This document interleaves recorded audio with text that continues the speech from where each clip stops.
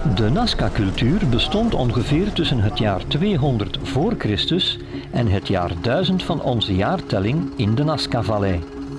The hole that you see around this area, those are graves that were opened by the grave robberies. Yeah, but those graves are not protected with the wall.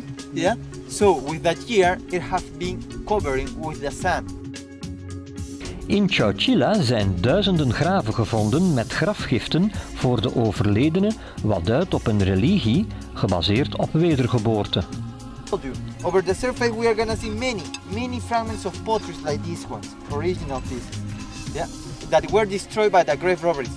Why grave robberies destroyed this kind of potteries? Why? How I explain you? Because these potteries are not colorful, they don't have many designs, and they are not so fine.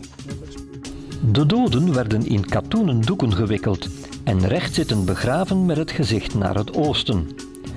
De graven hadden adobe muren en werden met takken en leem overdekt en werden gemarkeerd met een stok of een steen.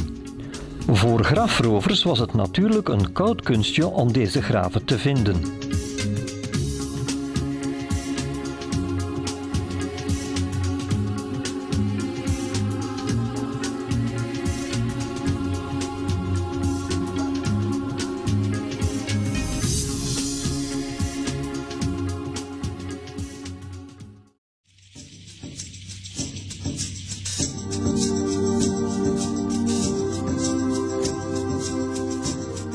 In Nazca wordt de pottenbakkerstraditie van de Nazca's levend gehouden.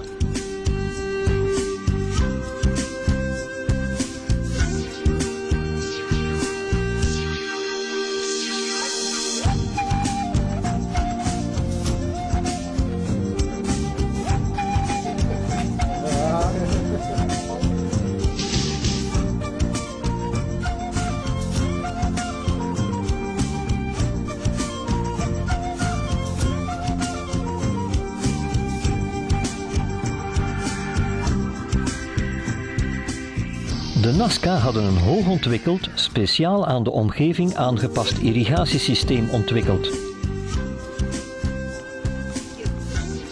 In de regentijd op de hoogvlakte brachten de rivieren het water het dal in. In het leefgebied van de Nazca was het zeer droog. Daarom werden er greppels en tunnels gegraven om bij het ondergrondse water te geraken. Nu nog zijn er 29 van in gebruik.